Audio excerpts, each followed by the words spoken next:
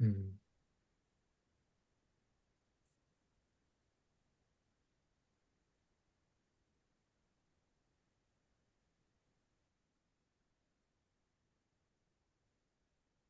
Awesome.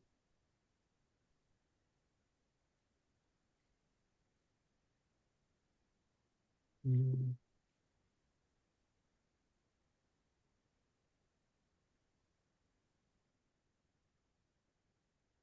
Well, hello, everybody. It's so good to have you join us for our first Just Love Book Circle. We have been in-house trying to come up with a name that we agree on. My editor friend, Chris Blake, said, Dillis, are we going with reading journey or are we calling it a book circle? And you know what? We're on a reading journey, and today we're having a book circle. And the book we're going to be discussing is Troubling the Water by Ben McBride. I'm so happy to have you here with us, those of you who are watching online. Thank you for joining us this evening in North America, late afternoon on the West Coast, and early Sunday morning for those folks who are down south. And speaking about New Zealand, Australia, that part of the world. So really happy to have you here with us. Um, my name is Dillis Brooks, and I am one of the leaders in Just Love Collective. And we are going to jump into what I hope to be a fantastic discussion and reflection on our experience with the book, Troubling the Water, The Urgent Work of Radical Belonging by Mr. Ben McBride. Just a few housekeeping things. We're going to invite you to introduce yourselves in the chat. And when we ask questions, would you put them in the chat and then we will engage with you there in that way. We are streaming this conversation, so you can come back and look at it later on. And you can also like and share with friends. So let's go ahead. Let's start with a word of prayer, and then we will get into introducing who we are, and then we'll get into the discussion. God of heaven, we're so thankful for an opportunity to get together, to engage in conversation about this book. And our hope is that everyone who joins us, those who will watch this later, that we will, as a result of this experience, become even more reflective of your love and grace in the world. We sure enough need your radical belonging and your radical love in our world today. So, God, join us, bless us.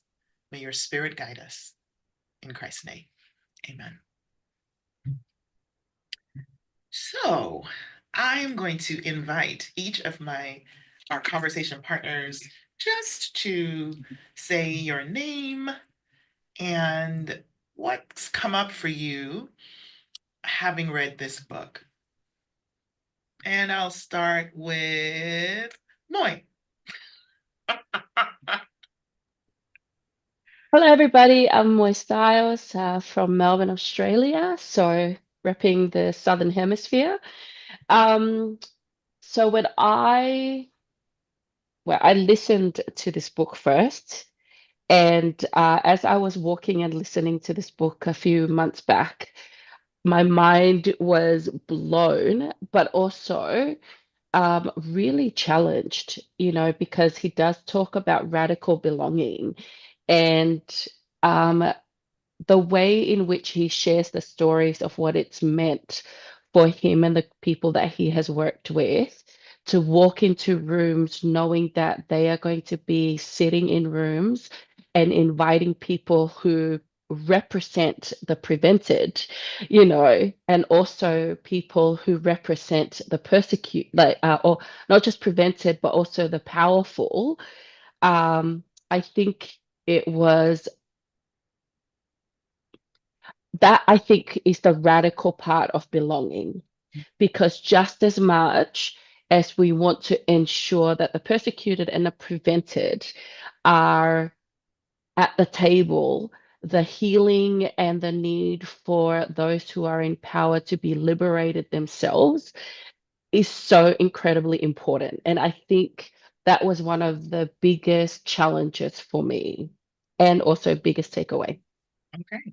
So yeah, so I'm excited about this conversation on all of this. Awesome. One of the gentlemen, introduce yourselves. Come on, Mike.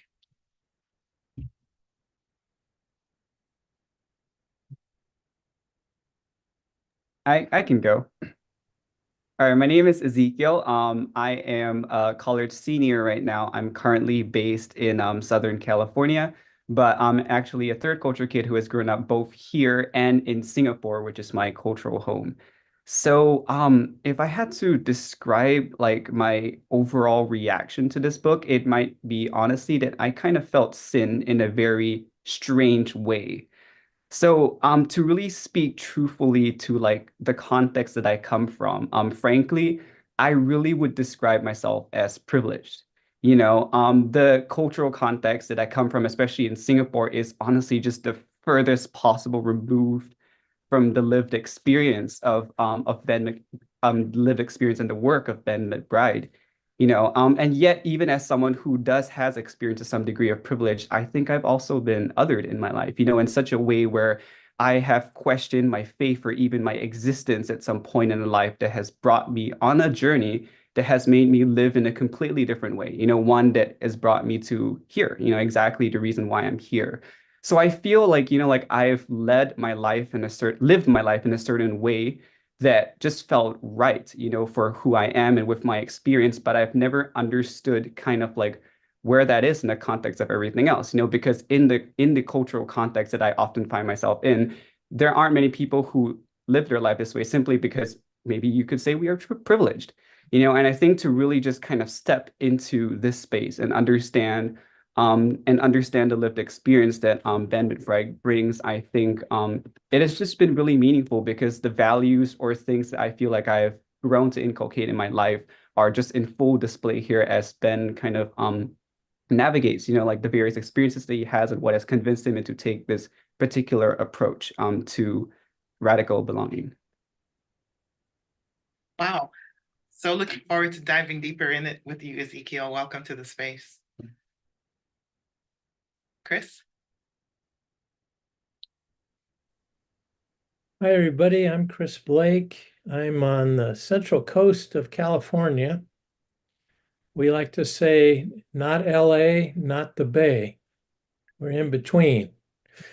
And I even have a t-shirt that says that. And I'm twice retired. Used to be, a professor and an editor and a pastor and a few other things. And I think once I did something with my congregation talking about how do you relate to the world? And so we had a lot of different possibilities. And I came out activist. Uh, and so I said, how many other activists are here? And it was like two other people in the congregation. uh, so I recognize that not everybody's an activist. And I think Ben McBride does as well as I'm reading, as I read the book. I read it a few months ago the first time. What struck me about the book is McBride does something that I appreciate. He doesn't tend toward binaries. It's not either or. It's both and it's also not static. It's dynamic, it's active. And we could be all four quadrants at once, depending on the context, depending on the audience. And I appreciated that, thinking about even now, I know I'm in a powerful and a privileged and probably persecuted and prevented, depending on the audience. uh, and I know, I have been in those before, recognizably. But what I appreciate about this is the emphasis on co-creating our journeys. And this is something that Just Love is really into, is collaboration, that we become more ourselves when we include others. The closer we get to truth, the closer we get to paradox. And I am appreciative of his, and Dillis and I talked about this before, appreciative of his ability to be practical and yet theoretical at the same time. So I'm looking forward to the conversation. There you go. Awesome. So I'll go next. I also sit in those four quadrants that Ben McBride uses in Troubling the Water, depending on the space that I'm in. And I live in Southern California as well, and I am an advocate. That's what I get paid to do, is to advocate for people, to see people, and to give voice to the needs that they have in my work as a chaplain. And I have listened to this book 3 times. I have been on a crusade to have everybody on the whole planet read this book, which is why we're here today, because I have been talking ad nauseum. We had hoped to have to have Ben with us, but his schedule didn't allow him to do that. I got exposed to Ben's work because my husband went on an immersion trip that his Empower Initiative hosts, where they take people to the southern states in the United States to just give them an opportunity to have the experience, to walk in the way of folks who identify in the African diaspora, especially those who are native-born African Americans. And they go through this immersive process. And my husband, Delroy Brooks, had called me on. He was like, Dillis, you would so love this trip. And I was jealous. Every day he would like, this is where we went. And I was like, I'm gonna be there. And I was like, put in a good word with Ben for me, Delroy. I wanna talk to him. And he was like, calm down. He's writing a book. And the book came out. Y'all, I have been just coming back to it again and again. And I recognize that this work of bridging versus breaking is so integral to the gospel. This is the work of the gospel. And so, I mean, it just feels like a no-brainer, right?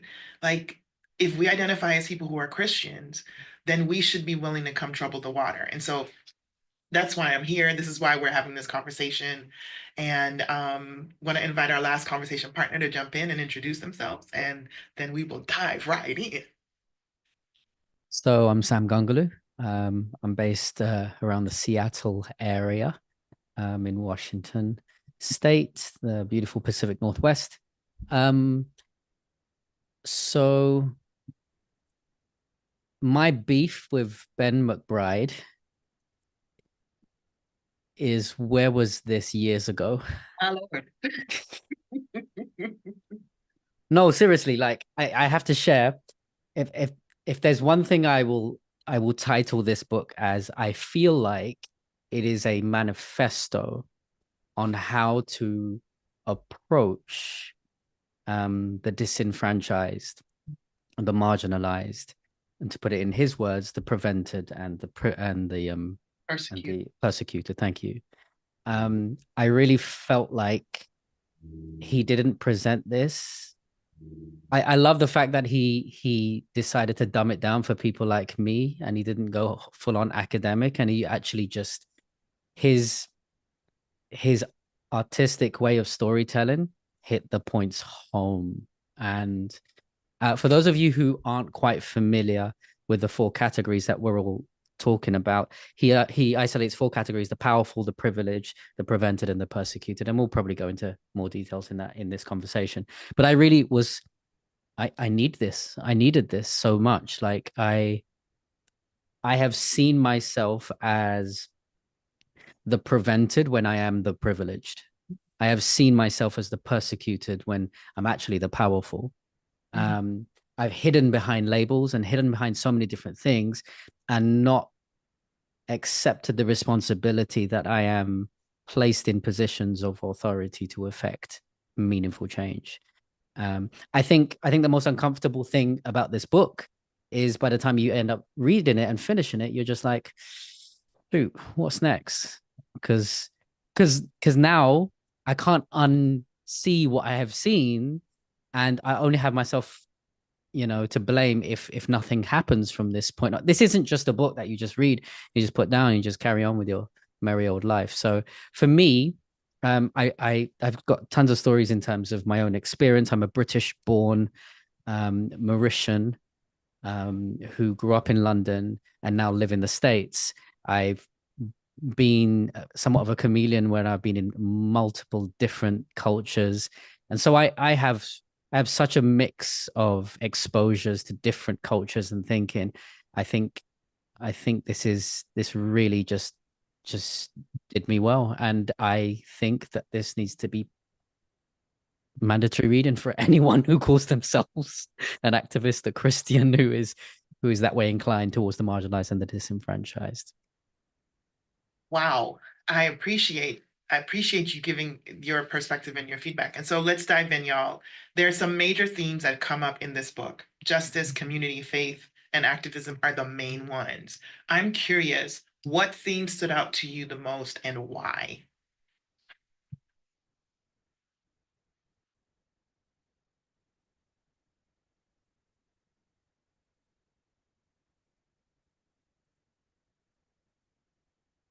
I think for me, um, I, well, both activism and justice, they go so like closely hand in hand.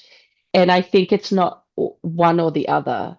You know, when you engage in the work of justice, the reality is you are going to be engaged in some form of activism, because it is going to impact the way that you have conversations, the lens in which you look through issues and into the world. And I think, well, yeah, like throughout the whole book, it's the both and, you know, how do you, and I think for me, it was one of those things where I go, okay, I get to the place of raging. But then I also don't want to just go in with rage. I want to be able to engage in activism with foundational, like theological foundation, but also justice foundation, and all of that intertwined. And I think it was just so confronting for me to listen to the book and then come back to reading some of it and taking a few steps back. Um, the importance of this work is too high to just rage, although there's a place for that, you know. And so that was one of the things that I think stood out with these themes for me. Yeah.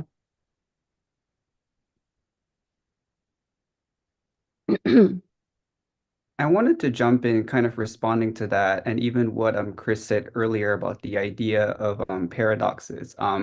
Just for like, this is just kind of a funny thing, but if you notice the little necklace I wear around my neck is not a cross, but actually a yin yang, and it's interesting for me because even as a Adventist right now, my cultural roots, like or Yeah. indigenous roots or whatever, if I may, like is actually people who were once Buddhist and Taoist, Yeah. and like, there I feel like there's wisdom in the Eastern philosophical worldview that, it can enrich our approach.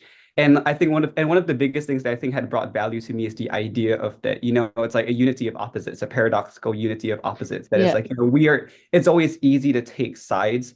It's always easy Yeah. to jump on one side or the other, but the truth is that the truth, or God, or these things lie in the in between. And, in response to kind of the themes that we were talking about, I think the one thing that stood out the most to me, I think, is the idea of occupying the radical middle. And I think there was this line in the book. There was the radical middle is the space where we hold different identities without breaking. So, frankly, for me, I would consider myself and my cultural context as probably the exact, or my personality and cultural context as the exact opposite of an activist. I am literally a conflict avoidance. I come from cultures that are collectivist, Confucian in nature, with Singapore, right? Like, in a similar cultural context to China, where it's like we value unity, and in that wording at the same time, I've also grown to understand as someone who has a life experience of falling through the cracks, as someone who fell through the cracks, that it's like, this mentality can have that shadow side of really leaving people behind. So, but at the same time, of course, at the kind of polar opposite extreme, like I understand the privilege, of why I may not be someone who finds myself, in some sense needing to like rage against the machine or to have that level of anger and everything. So for me, it's like I find myself on that exact opposite side of the coin, but yet I understand the value of like trying to find my place and what does that like middle look like, like I come from a culture and a context where perhaps we value the idea of peace, peacekeeping, right? Keeping the peace, knowing that sometimes this can be a false sense of peace, and especially kind of like in my college experience and kind of like understanding the other side, I've come to see even just the work or teachings of Jesus, as much as there may be like, and or the idea of peacemaking, where it's like perhaps there are ways that we traditionally broker peace in the way that we understand that to be, but also peacemaking can also be troubling the water, right? And things like that. And for me, kind of like I think the biggest question that I've been asking myself right now, which I think this book kind of really explores, is like, what does it mean to rock the boat in the right way? Because there are probably moments where we need to, and maybe there are also moments where we need to, hold, like think about it before we act and not just act out of emotion. So really just that kind of balanced approach, I think means so much to me. And I think this is something that I resonate with Sam actually, like I come from a variety of cultural contexts. Like Singapore and the US are governed like in vastly different ways. I feel like I've lived in both, like in the bushes, as a friend might say, or also in the middle of like urban city, in both highly traditional and highly progressive versions of faith. I've kind of like been, my identity is literally kind of like has crossed all of these lines in such a way where like I don't fit in, a lot of like the way that the labels that I occupy and the way that I relate to them, I feel like just me as a person, I've literally brought up the idea of a third culture kid. I rest in the in between, and yet I feel like with my life journey and kind of me understanding the need to be true to myself and what that means in the life that I live, like it's like, to be true to myself is to, like, as we said, like hold different identities without breaking, and I think it's really interesting and tough for me because, like, as someone with those being in between those cultural contexts, to be in between is, I feel like it's the right thing to do, or is the thing that I must do because that is me being true to myself. But yet that is such a lonely experience, and yet at the same time, it's like, that is why I am here, because clearly I am not alone, and yet, and clearly this is what we should be. So I think for me, kind of like, I guess I'm in that process of understanding what that looks like for myself, like recognizing that like perhaps there is value to be in those in-betweens, but also realize that this is not a journey or not a journey or a purpose or a fight that is fought alone. And it's one that we need to kind of find these unexpected connections with other people who find themselves in the in-betweens and see what that means to and can bring to our lives.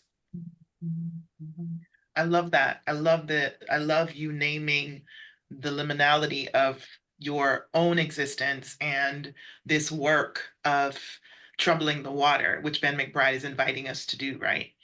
I'm so curious, Chris or Sam, what themes stand out to you most and why? I can go.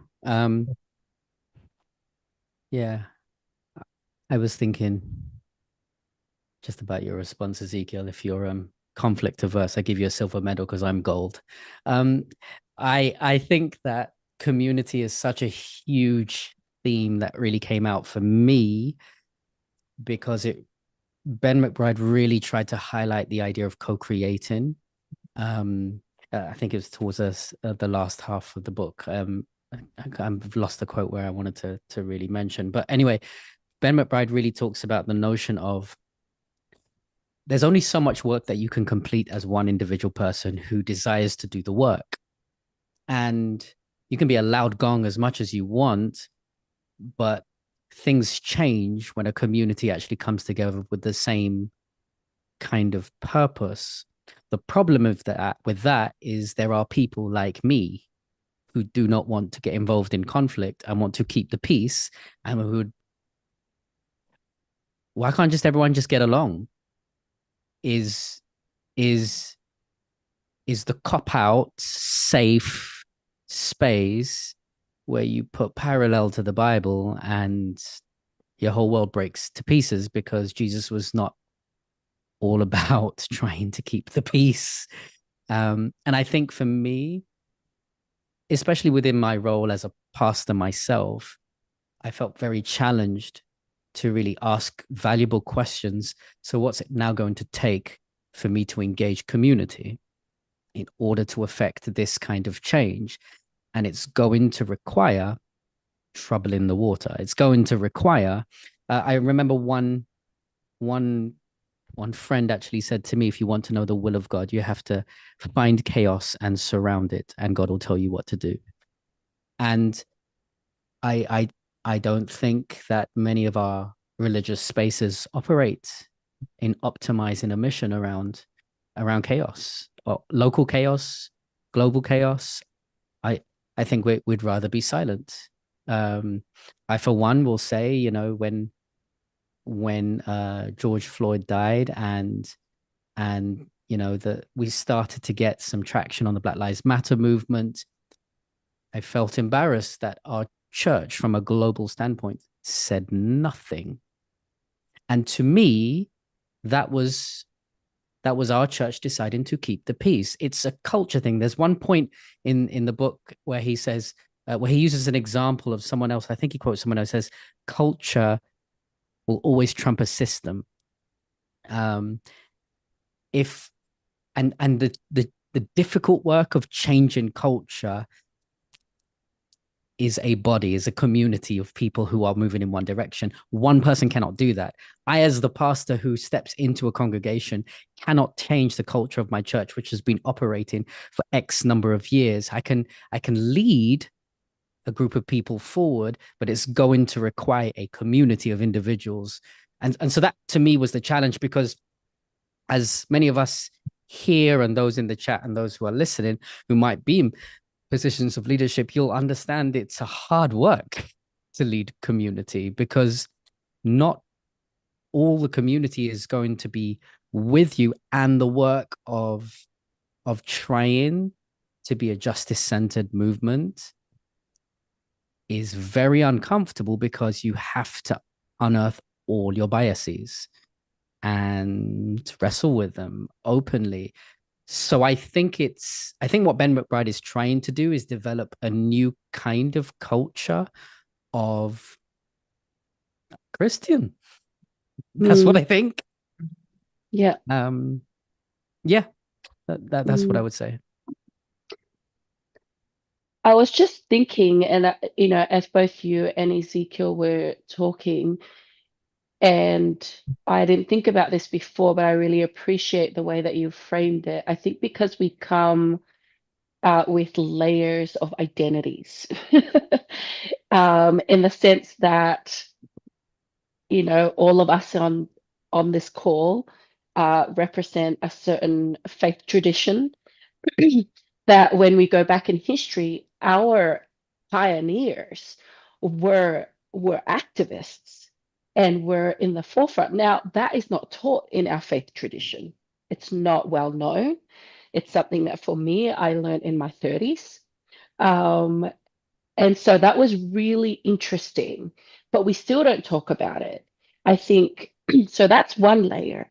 So then I think about, you know, as I situate myself as a Samoan, who grew up in the Seventh-day Adventist church, these conversations were never had, you know, and I think I am now starting to accumulate a vocabulary, or put together words and language to describe certain experiences as a colonized nation.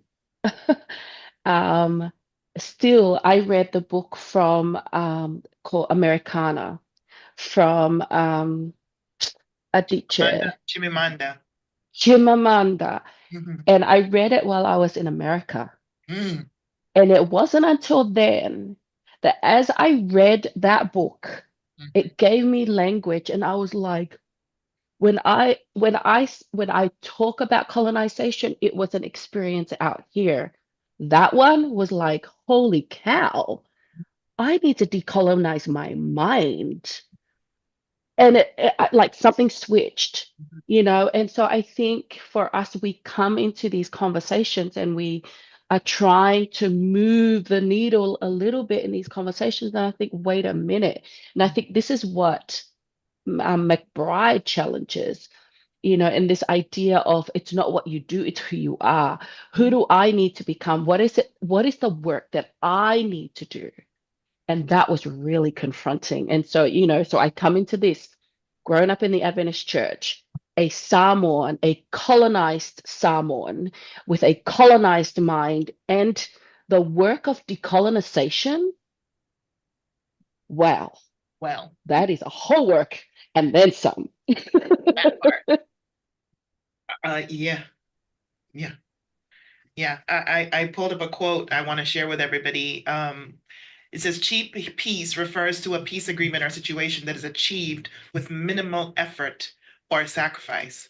However, when Dr. Martin Luther King Jr. talks about peace, one of the things he says, peace is the presence of justice.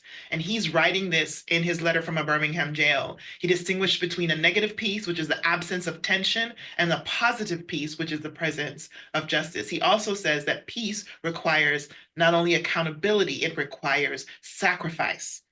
So when I think about the themes, for me, all of them just kind of go hand in hand with what it means to be a follower of the Middle Eastern rabbi named Yeshua. He comes into community, forms a new community, speaks up against the things that are unjust, and says there is another way. And this way is going to cost us something. And to go back to what you said, Sam and Ezekiel, the cost, you know, who wants to sacrifice some more, right? Who wants to be standing in the line to be hosed? Who wants to be disinvited from events because what you're saying is not towing the company line? Ain't nobody trying to volunteer for that. And yet, if I'm following the Middle Eastern rabbi named Yeshua, that is part and part. The way my Bible reads, it's just part and parcel of what it means. And I think McBride, who is writing to us to the world, right? Because he's not writing to church folks, he's writing to the world. And he's saying, my faith convictions and my practice have me concerned about the direction this planet is going. And the direction we're going to a place where we're going to kill each other. That's the place we're heading. And I don't want any parts of that. No, thank you. Like mass genocide, if history hasn't taught us anything, I'm like, what are we doing, y'all? Right? Like, so I'm just curious, Chris, what are your thoughts about the themes that came up and just what we've been saying so far?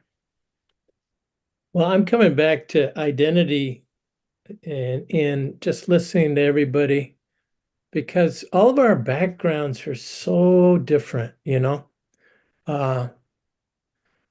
I'm a convert, I'm a convert when I was 24, and Ezekiel, you say you're conflict adverse. I'm pretty much just the opposite. Dills knows this. So I grew up in an athletic arena. I spent more time in a gym before 22 than anybody you'll ever meet. Just who I was. My dad was a coach, and uh, anyway, I was in athletics, and man, um, it was this, but it's also this. It's team sports I was especially involved with. So when I got into this movement, it was for different reasons than the people who were already in it, I found out. And um, I characterize myself now as a Radvenist because I love the radical nature of Jesus. Radical meaning getting to the root of things, always getting to the root, which is what McBride is talking about. But that identity, I mean, I found that a lot of Adventist churches and schools, there was a lot of chaos, but it was petrified chaos. It was chaos that had just been systematically baptized and made sacrosanct, and it was debilitating. So what a joy it is to be uniting with Just Love Collective people and other people who are wanting, yearning for New Earth people change. I'll mention one other thing because I think we shouldn't jump over it.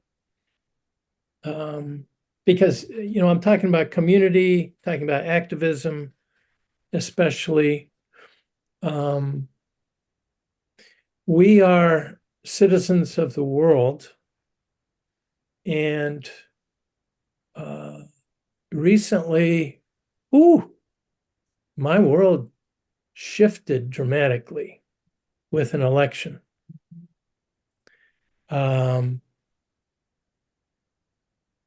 Nobody knows how this is going to come out. I will just say this. And McBride talks about this. I am not, possibly because I'm just built this way, I'm not going to let anybody steal my joy, especially Donald Trump. That ain't happening, No. And I don't want him to steal other people's joy, good joy, the DEI joy, which is decency, empathy, and integrity, as well as diversity, equity, inclusion. But I feel myself focusing more. The Bible uses it, gird your loins. Well, okay, whatever. But I'm more focused now. And in fact, I'm putting something in Pulse about naming enemies so that they can eventually become friends. Start of Luke, he's naming people, he names the people in charge, and they are the enemies, they are the oppressors. And so that people can become friends and can become co-conspirators in the best sense, But I also think of that, I'm a citizen also of the Adventist Church. And what does that mean? That means nobody there also is going to steal my joy. That ain't happening. Doesn't matter who it is. And that is a battle. Ooh, that is a battle. So it's a joyful battle, in God's presence is fullness of joy. I had that painted on the wall of the foyer in my last church. So as we go in, just know joy is going to be here. And it also involves hope and, purpose and freedom and all the good things that Jesus' Spirit brings. So for me, this shifting terrain, I'm also a citizen of the new earth. And I want to be a new earth person now. That's incredibly important to me. So anyway, that's what's coming to mind. Yeah. Sam, I don't want to leave you out. I don't remember if you commented on what theme you did. You said community. Yes, you started us off. As I think about McBride's the way that he tells the story, I appreciated that he came from his lived experience, right? And I, as a chaplain, I'm all about that, right? I want to know your story. A phrase that he uses that comes from Southern Africa, it is a Zulu greeting and it is sawubona. And sawubona means I see you. It's not just that I can see the outline of you, it's that I am seeing you as a whole person. And the response is sikona. And sikona set means because you see me, I am here. And, going back to this idea of colonization, Moy, when we don't, when we the thing the British Empire did was it took its stuff all over the planet, right? It took all the things, the good things and the things that weren't. And when we are not able to hear other people talk about the gospel or have the gospel contextualized in the lived experiences and languages of people, there's so much we miss out on, right? So this idea of Salbona, I see you as an image bearer of God. And then I want to come close and I want to learn about you and I want to figure out with you how do we change or respond? How do we respond to the injustices that you are experiencing? And I'm going to say it again. This is what the Bible is about, that we have a God who comes to be with God's creatures, God's created beings, to show us how to be human, to show us how. I feel like I'm preaching, so let me get off my preaching and just say, I'm curious from y'all, what personal experiences, because Ben does this job of making connections between his personal experience and being privileged, prevented, persecuted, right? Did any of those stories stand out to you, or do you have an experience that you've had recently that like fits in with his invitation to go from breaking to bridging as a response to injustice around the world? Yeah, so there's a story that kind of came out for me. For those who probably want to know where it is. Oh, have I lost it? I might have to do it from memory. Okay, do it from memory. It's a story where he talks about a playground, an old playground that was basically kind of derelict and breaking down, and there were drug users around, etc., etc. And I think community leaders got together and they put a plan in to try and restore the playground. They went ahead and put this brand new, beautiful playground in so that all the kids could enjoy. However, they didn't do their research, and they found out that there was a high majority population of children in the area who had disabilities. So this beautiful playground that they had just put up was useless for all the kids that were disabled, and it kind of defeated the purpose. It was nice, it was pretty, and changed the vibe of the place. If you were, they had done their part, so to speak, but they hadn't kept their finger on the pulse. What I realized to myself is I'm only going to naturally locate and identify areas, people who are disenfranchised or marginalized, who I relate to. But I'm not disabled.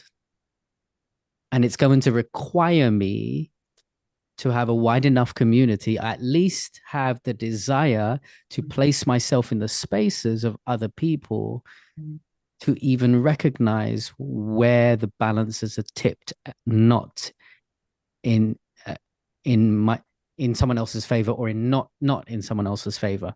And I realized to myself, this is just the harsh truth, I'm just going to say it like it is, I don't care.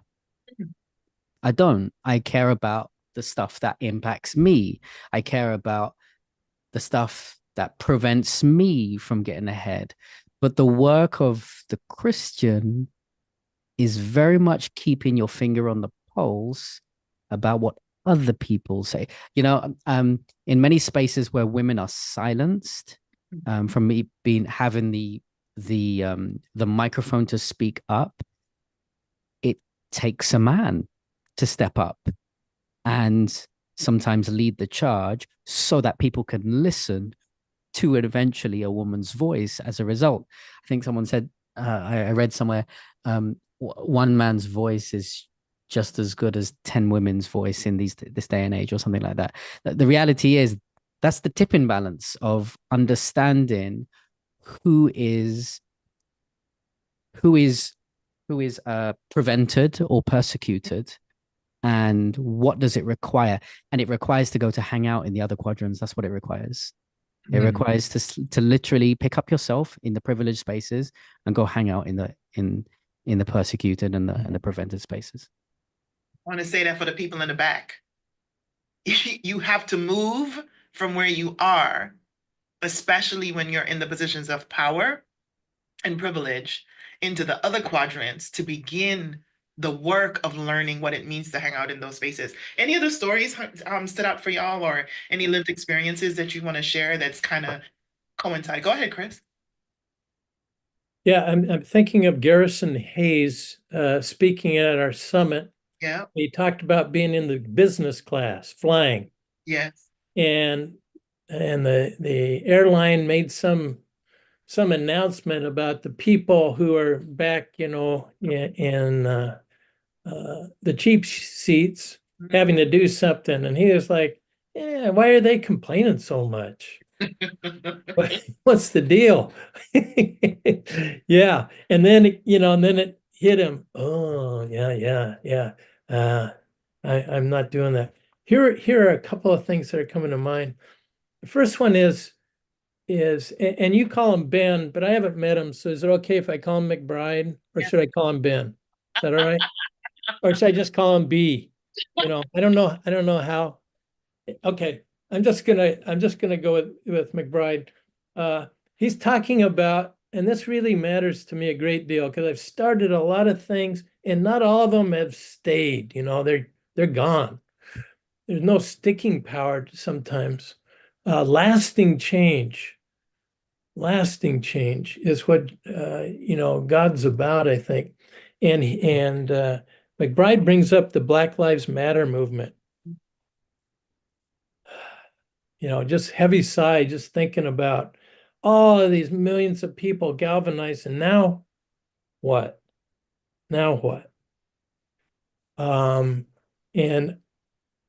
I'll tell a story that I heard about ADRA digging wells in the continent of Africa.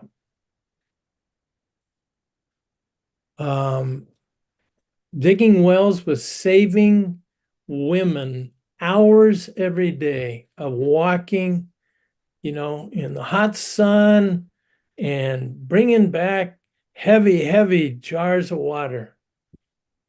And so ADRA went out to do this really act of grace and mercy, digging these wells.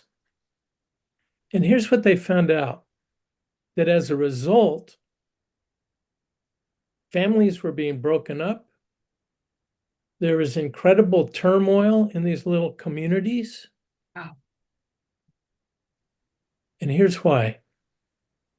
Because those women on those walks talked and listened to one another and learned and shared. And then it was gone. They didn't have those hours of sharing and talking and listening and communicating. And so what they had to do is they had to bring in a lot of marriage counseling as a result of those wells. And they had to develop these outside ways for the women to start communicating again. But the point is, surprises happen, even when you're trying to do some good stuff. And we need to be nimble enough, agile enough, so that we migrate into the other quadrant and listen.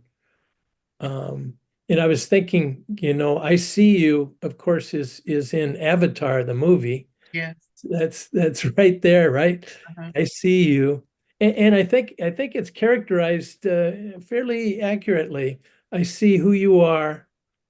And before I move on, I just want to make sure, Crystalline in the chat room, Yeah. I see you. Yes.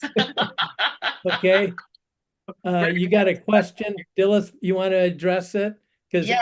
otherwise we're just talking out there. Let's bring it home. Yeah, so I think it's a great segue, Chris. I think part of the elephant in the room that we're not talking about, so let's just name the elephant, right? We are living at one of the most challenging times of my lifetime on this planet.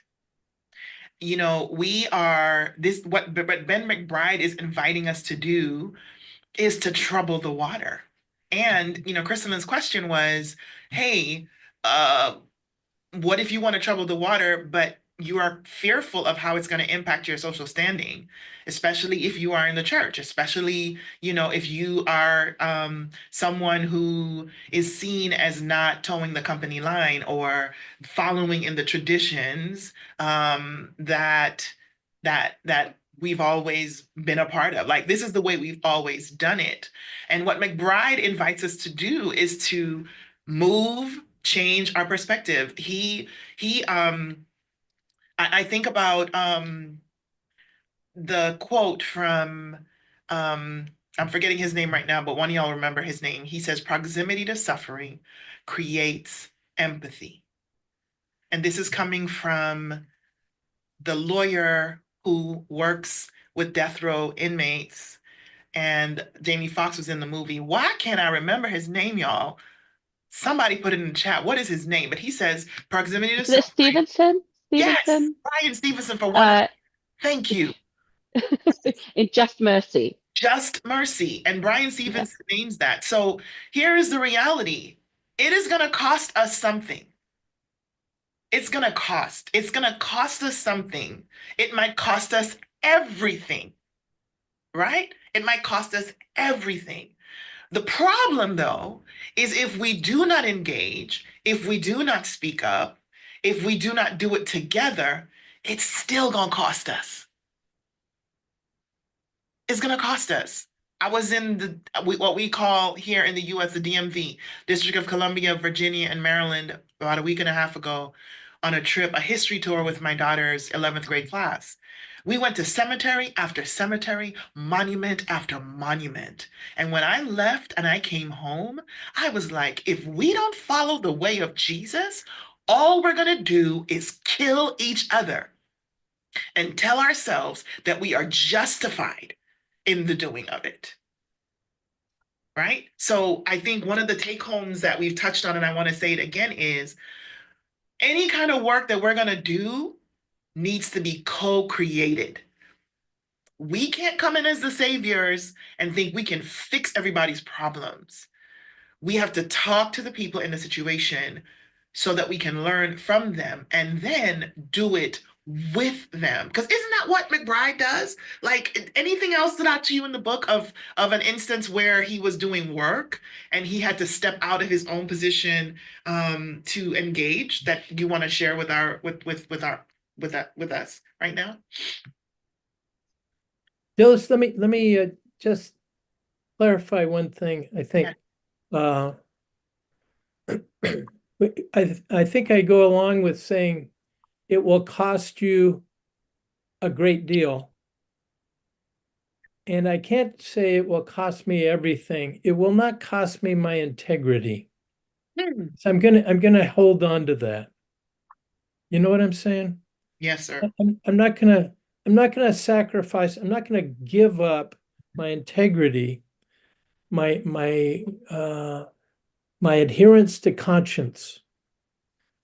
I'm not gonna give that up in an, if I pull back and disengage entirely, yep, I could lose everything. But I'm not going to do it if I co-create, if I engage with community.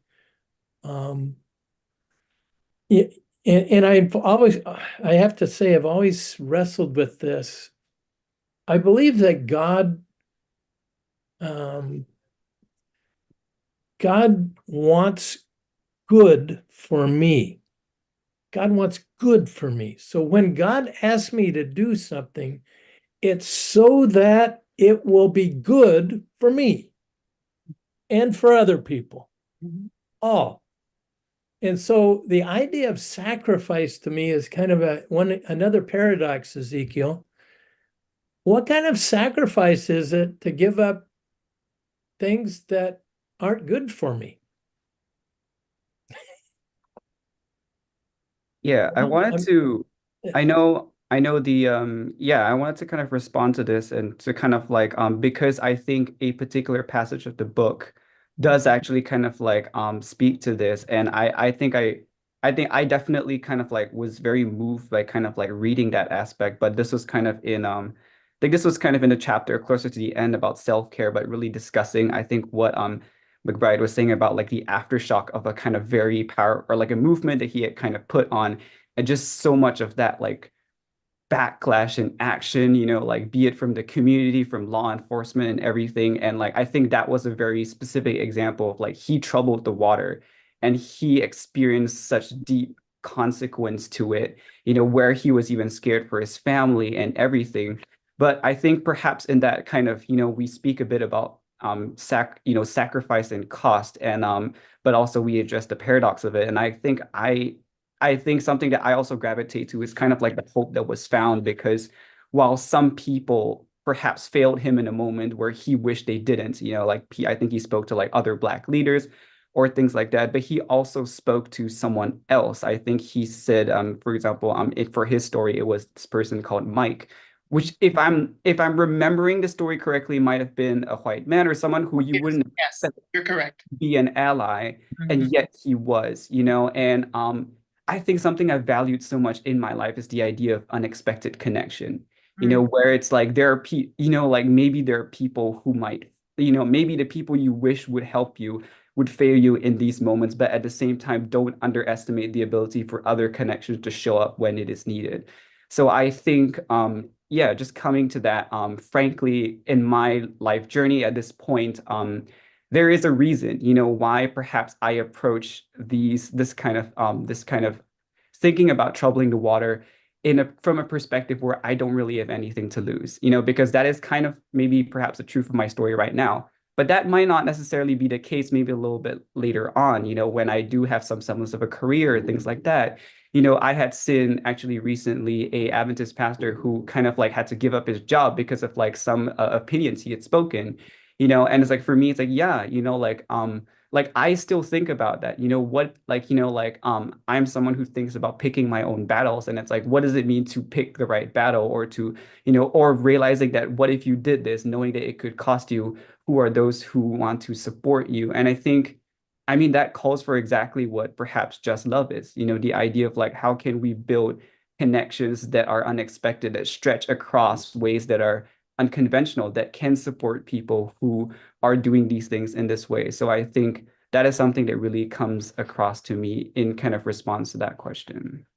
And if I might add, to offer the self-care that's required for sacrifice and required for cost, because this is exhausting.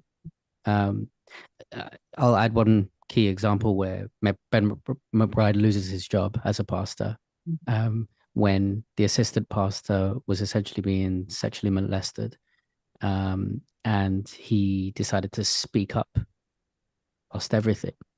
Now, and he walked away from that position. He was fired, etc. And and we read this book now, and we read about Ben McBride's life, and we're like championing him. We're like, you go, Ben. But there are realistic sacrifices that we all stroke. Like, I got a mortgage, man. And that mortgage ain't paying itself. That's right. Like, You're right. and I speak as the privileged when I tell you this, but it's the truth of how we have to try and navigate these very messy spaces in the name of justice. Mm-hmm. And it's going to require a supportive network and a due diligence of self-care. Something I feel like I hold on to in the context of like a journey. What does it mean to live, like a journey, like live life, journeying with God, in a relationship with God? And like something that I've always been told that I think still holds true to this point is that, a journey with God isn't like a journey of climbing up in the world, but it's a journey of moving forward in the world where it's like, like this journey that we hope on, it's not one where we're gonna climb the economic ladder or gain this increasing self, like security and things like that. Like these things, perhaps we may be able to enjoy them to some extent in life, but it's not necessarily one that is a hard and fast, constant journey of building it up in some ways. Sometimes there might be journeys where things are taken away from us, and like, but perhaps that is the right way forward, in our journey. And like, I think I'm kind of like reminded of that in some way that it's like, yeah, like the way forward might not necessarily be one that might always invite us into more security and everything, but there is that cost. But at the same time, can we believe that God and the people who God moves through around us, will support us, that if the journey forward, the right decision and the journey forward is to come at a cost in this step of the journey, that other things will present themselves to continue to support you forward. And I would say I want to believe that. Lovely. Yeah. Go ahead. Just one brief comment. See the color of my hair here.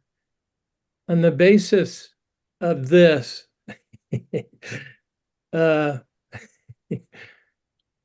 I can remember a job where, I'll say what it was. I was editor of Insight magazine, and I wanted to do some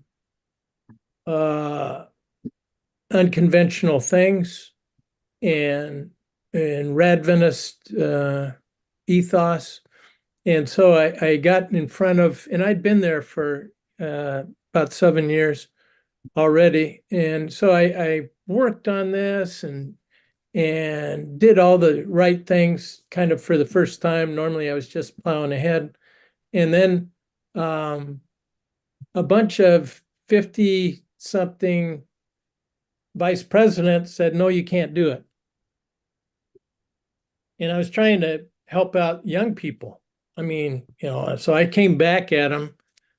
I'm trying to be very real here and said, are you saying you know more about what the young people want and need than I do? I was engaged in it. This is quite a while ago.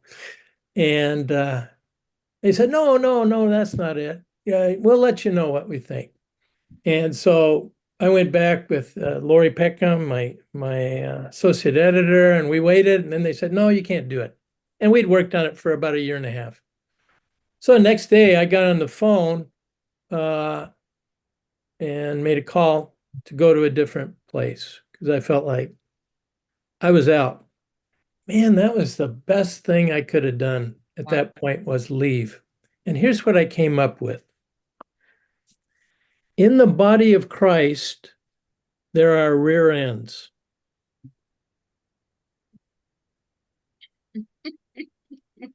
And sometimes those rear ends need to be there for us. Right now, we're all using them. I just don't want the rear ends to do my thinking for me. But God used those rear ends to get me out, And I mean, I don't thank the terrorists for enhanced airline security. I'm glad we got the airline security. I'm not thanking the terrorists. And I wouldn't thank the VPs on that. But I would say this, thank you, God. Thank you, God, for using vehicles that I didn't see coming. I needed to get out. I didn't know it till I was out. Maybe some of you can relate to that. Yeah, I think what came up for me, I appreciate what you just shared, Chris. What came up for me, as you were sharing, Ezekiel, was that when Elijah battled the prophets of Baal on Mount Carmel, and the rain came, right? And there was proof that God was God, right? That the queen let him know there's a hit out on you, my guy. Like, you're gonna die. And Ezekiel, like any human would do, your boy gets to running, right? And God meets Ezekiel where Ezekiel is. God provides for Ezekiel. I'm sorry, for Elijah, right? God provides for Elijah and then sends him off to meet with him to have a conversation and then retire your boy, right?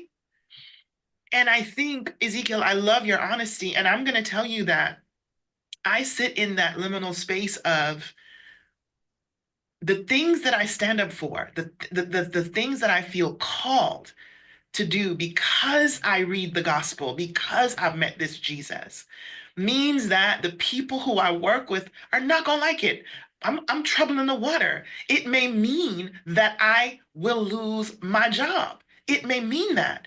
However, my God is bigger than that, right? And that's what time has proven again and again and again.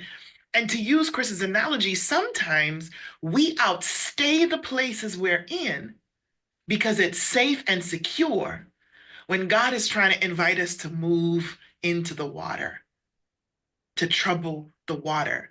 You know, the whole idea behind the troubling the water comes out of a Negro spiritual that enslaved people would sing in order to let people know, um, Sister Harriet and them are gonna come get you tonight. So we're gonna have to wade in the water. Like your rescue is on the way. And we're gonna see where the water gets troubled. And wherever the water gets troubled, change is gonna come. And I think too many of us want to stay in the boat. We don't want to walk on water.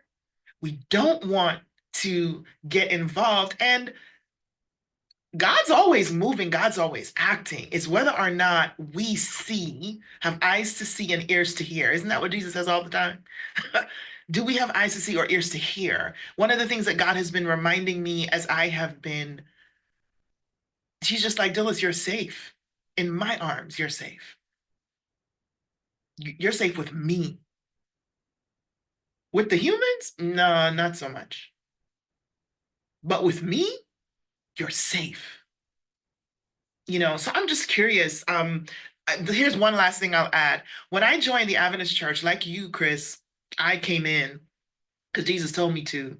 But I remember one of the spiritual leaders of the denomination that I was a part of, when I was coming into the church, he said to me, "What are you doing joining a church that's segregated?" And I was like, "What? What you talking about?" Because I didn't know what he was talking about, right? And I was so convicted about Sabbath. I was so convicted about wanting to be a part of a community of people who really took seriously this work of sharing the good news of salvation with the world. Like that's what drew me in, right? However, because he had whispered that in my ear, my eyes were open when I came in. And so I started paying attention and looking around. And when we don't talk about the whole story, as you mentioned, Moy, when we function with our colonized mind, where we go, oh, we're not going to deal with that right now. We just need to finish the work. We need to deal with what's in front of us. That rubs up against, for me, Jesus saying the kingdom of heaven is here now. It's right now. So I think that's one of the ways for me looking at McBride's work, his invitation is sitting in this space of going, How am I going to use my power and my privilege to make a difference for somebody else?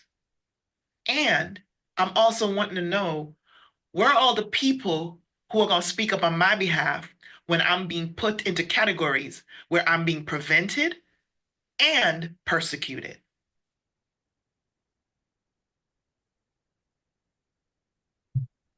Since we are moving into this kind of this topic of kind of just our, I think we were saying our experiences with like community and activism, I wanted to kind of like, and we also kind of spoke to some extent our own faith journeys and interactions with the Adventist Church. And so I just kind of wanted to share a bit of that, just kind of from my perspective. And like, I feel like my relationship with Adventism has been interesting because I feel like my family became Adventist despite of Adventists. My Lord. Because there is intergenerational trauma further up in my family of someone who wasn't loyal. And ironically, and someone who broke my entire family and someone who I see all the trauma spilling down to me and my own struggles, I see the way it's reflected in the people who come before me. And ironically, the one person who caused that is the one Adventist in my family, because everyone else were all the Buddhist and Taoist people who became Adventists in spite of the Adventists. And to kind of add layer to that, I myself actually I felt like Adventism failed me at one point in my life because, among other aspects of my own life journey, there was a moment where I realized that the faith that I grew up in, which is in a more traditional context, translating that to this urbanized Singapore and the struggles that come with that, my faith was not enough, like or just seemed incompatible even just with the kind of society that was there, and I literally threw out my faith entirely. And, at the same time, I wanted to believe that there was a God that we were talking about, and I really wanted to look for that, and not whatever that kind of was given to me. And I find what is kind of interesting is that, again, this kind of personal journey has brought me to where I am right now is one where I have, literally just kind of found my own thing. I've like, like in terms of like my own relationship with God and things like that. And yet at the same time, I see the value of spiritual community. I have no, like while I may have mentally left Adventism or just theologically don't, like for one reason or another have needed to throw things out. And now, of course, as I, in some sense, am trying to return, I'm sorting through things and I'm like, what is meaningful that I want to keep that is relevant to this time and my own journey and story and what isn't? And I feel like that is kind of the lens that I'm coming into this and just wondering, like, I am someone who has lived like, compared to so many other Adventist, kids, for example, at La Sierra, where it's like, you just grew up in the Adventist spaces and Adventist education. And I understand, the way that you worship and everything and these traditions that you come from. And I'm someone who has kind of spent a lot of time away from it, yet I'm still Adventist or want to be, and I'm still looking for my place and what it means to kind of like interact with this, and like in my journey of returning where I feel like I don't feel Adventist enough, of course, again, if with the various contexts that kind of bring me, into all of this. So, this is something that I've shared with people before, is that the beginning of this journey, and from a point of complete transparency and honesty, is that like, like this intergenerational trauma, and I talk about this crisis in my life that's even brought me in this journey that caused me to throw out my faith is one of depression and suicidal thoughts. It's literally a point in my life where faith, where family, where or one reason or another, academic community, all these things that I thought were safe in my life failed me, and like which is why literally for me it's like with a second lease on life, I need a different direction, I need a different approach, and that is what has brought me here, right now. And for me, some of you may be familiar with a project that I've been working on in the context of La Sierra, where it's like, I'm just a young person, it's like there are big problems in the world, but at the same time, it's like there is a small part that I can do that is meaningful. And so I am a film major, and I think what I do is occupies the place of storytelling, and something that's often told in story is the writer's paradox. The idea that something that is truly universal is actually extremely specific. And it's kind of that interplay between the idea that sometimes you try and reach the world, but you end up being so generic that you reach nobody. But sometimes it's that very specific thing that you do for a very specific place that actually moves people. And for me, I had actually come to La Sierra 4 weeks after I had been here. I had someone had died by suicide. He lived 4 doors down from me, and for me, it's like, for me, with my own story and my own spiritual journey that has brought me here to be in such close proximity to someone who had died by suicide. For me, it was like, what does this, it's like I can't just sit by and do nothing. And yet I feel for someone in such an interesting way that I don't even know you. I don't even know anyone here. I knew like one person on campus at that point, but yet I feel so connected in all of this, and that like I need to do something. And for me, it's like we talk about community, and like like my story is one of falling through the cracks. I was literally rooted in some ways in spiritual community, and yet I was somehow left behind. And perhaps this is a story of someone else who may have felt the same way as well. And it's like, what does it mean? For me, it's like there are big problems outside there in the world, and I, as a young person, am only beginning to understand them. And I'm not going to fully understand them throughout my lifetime, even. But at the same time, this is something specific that's meaningful to me. This was my story, and this is the way that I interact with something immediately around me. And I ask myself, like, what does it mean in the context of university or faith community? What does it mean to take care of those who might just be among us that we do not realize that are vulnerable? And I think that was for me, and that's like, this story, or this project and what it symbolizes, what it calls people to do was kind of like my little simple thing that I am kind of like working on and understanding, like as much it is a logistical effort to put things together, really to kind of sit with the story, understand what this means for myself, and kind of like look through that. I think that was just kind of like, for me, it's like, yeah, this is something that I can do right now. I am a young person. I can only do so much, but yet this is one thing that is relevant to me, relevant to my career or things like that. It is a very specific way that I kind of like can live out, these values that we hope to embody, that we're kind of exploring in the context of this book. So that was just kind of, just a little something that I've been working on, I guess, that feels relevant. Thank you so much, Ezekiel, for sharing just your own personal journey. And yeah, I'm so glad you're here, my guy, and looking forward to how you continue to respond to the needs that are out there when you see them with your story and your lived experience. So, Ezekiel, you shared one of the things that you're doing, and I'm wondering, for all of us, could we just share in the time remaining any change in perspective that you've experienced after reading, any additional ones, because I know we shared some at the top, or how can we apply those lessons in our particular communities? Because folks are going to be reading this and they're not hanging out with us, on a Saturday afternoon or a Sunday morning, Monday morning. Is Monday, right, Moy? No, it's Sunday. Sunday morning. Sunday morning. That's right. I got to get my days right. Moy's in our future. Yeah, something I wanted to bring up earlier that like kind of a little anecdote from the story that I thought was really or anecdote from the book that I thought was really meaningful that I want to bring up that was also very relevant to me is kind of the bike lane story that Ben McBride brings up, about someone who wanted to change the bike lanes in the city, and it's like, oh, compared to all like the racial injustice or the other or gun violence or other issues, like this seemed like, why does this matter? And at the same time, kind of the interesting perspective that was given of the idea that like, like when we want to talk about bike lanes, the person that we want the bike lanes for is not for the reckless driver that we can hear coming, but for like the soccer mom who's just kind of rushing and like, like causing more harm than good, and especially for me, someone who's trying, someone who has kind of like invested in a career potentially, of storytelling, or like, and the idea of that, like wanting to bring meaning into the world and trying to understand what that means.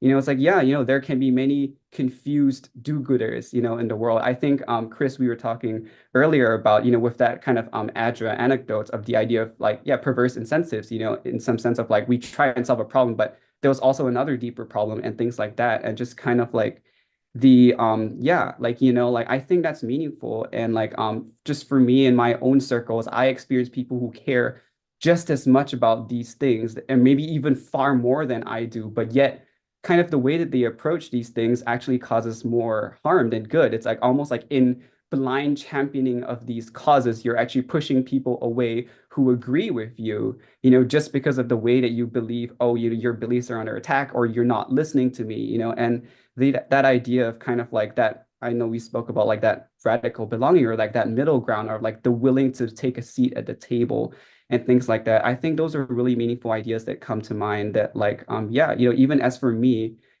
recognizing the dimensions of privilege that I have, and also the ways that I have been othered, it's like, like part of my journey in exiting a bubble of privilege in Singapore to come here, and wanting to take time to enter into other people's spaces, to listen to their stories, and to really to just be able to see this more. I think like, both for me and to also encourage others in my spaces to kind of really understand what it means to, like, yeah, to just really kind of take this a little bit more deeply, because I could very much be the soccer mom, like just someone who just, like as someone who has lived in a rat race mentality, rat race culture in the past, or just channeling, like just charging by and chasing my own dreams in the past.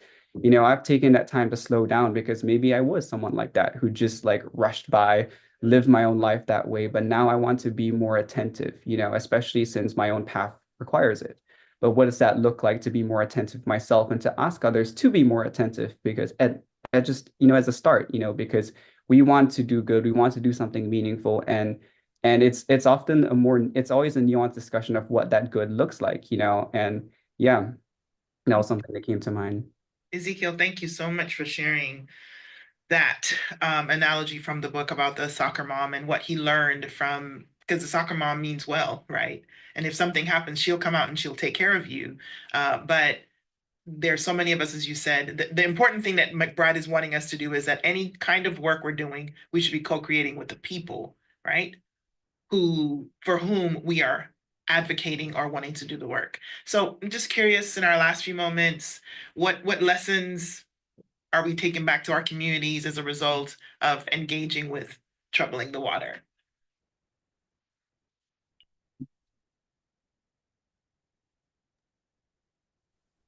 I think for me, the work of bridging is really important. Yeah. And also just really leaning into the co-creation part, but also the patience that it's needed to walk with. I think this is very relevant right now in our time and space, in the sense that um, just really needing patience, that the work is long, and it's a marathon, not a sprint. And that is something that I really need to be reminded of. And that as we work within our churches and as we work with our communities, yeah, it is a work of co-creation. And I think that's something that I need to be reminded of on a daily basis. At the same time, whilst we sit in that tension and that liminal space, is praying for wisdom, because at some point we also need to say the things, you know, because it's really easy to keep the peace for unity's sake, but that is not, it's just uniformity, right? And so I think the wisdom to know the difference is where I'm at. I'm here with you. Yeah. Here with you. Yeah. Oh, I walk away from this book with this burning kind of sense of understanding my theological responsibility as a pastor. I think history tells a tale of how we have consistently, as religious institutions and organizations, manipulated scripture to justify our inaction.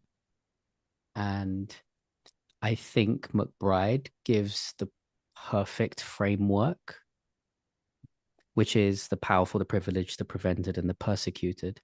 I think we have spent far too long reading scripture as the powerful because it comes out in a particular way. We have spent far too long reading scripture as the privileged But the reality and the truth of it, scripture, it was the prevented and it was the persecuted. This is a story of the prevented and the persecuted. That is what these 66 books are all about. God is making a case for the persecuted and that's the whole story, underpins the persecuted. And we have, you know, as someone who has grown up in England, I'm the product of colonization. My British education, we're just like the Egyptians in England. We don't tell you about our defeats. We only tell you about our great successes. There's nowhere in our history that tells you we lost. You know, for July 4th, what is that? That's just a Tuesday. So Hey. I'm just trying to paint the picture that it's going to require us to have a theological responsibility to read scripture differently and to approach it in a way that it was initially presented. Otherwise, we will always approach Christianity as the Egyptian. We will always approach Christianity as the warped Pharisee. You know, we like to talk bad about them tongue in cheek, but we are those individuals. That is who we are in policy and practice. We have to start to theologically educate and guide people towards a better way of presenting the gospel. Yeah, I think that's it. I'll mention something real quickly, Dillis. As a result of reading the book and this conversation, and a couple of comments that came up, how can we be a supportive network and ways to engage in shared sacrifice as a collective? The first thing that comes to my mind is please never work 1 second for the church. Always work for God. Yes. There's a difference. And if we don't get the difference, then when the church lets us down, which will happen, Yes. then we walk away from God. But I never want to work 1 second for the church. I want to work for God, and I want to be the church. I want to be the change. And that change right now comes in many forms. One of them, though, is Just Love Collective. That's why we exist, because we see injustice and it has not been addressed. And we say, okay, it's time. We're stepping up together. We're going to co-create. We're going to do this thing together, you know? So please join us. Please join us. We want to hear your voices and engage in the good troubling the water. I want to wrap up answering that last question another way. One of the things that McBride says in his book, and it's in the very beginning, he says, the work of radical belonging is truly about widening the circle of human concern. It's widening the circle. It's figuring out who's not here. When we look around the tables that we're sitting in, you know, this idea of shared sacrifice as a collective, if you're going through something, tell somebody, right? You need to reach out. You need to network. You need to find each other. We're widening the circle because the invitation from Jesus is to love God, to love our neighbors. And neighbor love means I don't sit and see my neighbor struggling and I don't get involved because I'm worried about what it's going to cost me. History is littered with what happens when we turn the other side, when we walk on the other side. And I think we're in the kingdom of God right now to radically change the ways persons, especially who identify as followers of Jesus, respond to injustice, marginalization, and it's going to take all of us to do it. So I want to encourage you, as Chris said, join the collective, follow us on the socials, read Pulse Magazine. If there is something that's happening and we need to know about it, let us know. And we are going to be continuing this journey of reading together with another book circle, first quarter of the year. And the book that we're going to be looking at is Walter Brueggemann's The Prophetic Imagination. Talk about trouble in the water. So that's where we're going to be going next. The conversation doesn't have to stop here. If you have yet to read the book, create your own circle, sit with people in your community and talk about the book. Reach out to us and let us know. We have groups on our website. We call them ACT groups because we want to get in the work of advocacy. Join one of our groups. Or if we don't have a group and you think we should form one, let us know and we'll see what we can do. Thank you so much, Chris, Sam, Ezekiel, Moy, for participating in this conversation. Thank you for those who watched us online and those of you who joined us here on Zoom. Until we see each other again, look for where the Spirit is moving because God is moving. And let's see if we can go and do some radical work, engage in the radical work of creating bridges, not breaking, and creating space.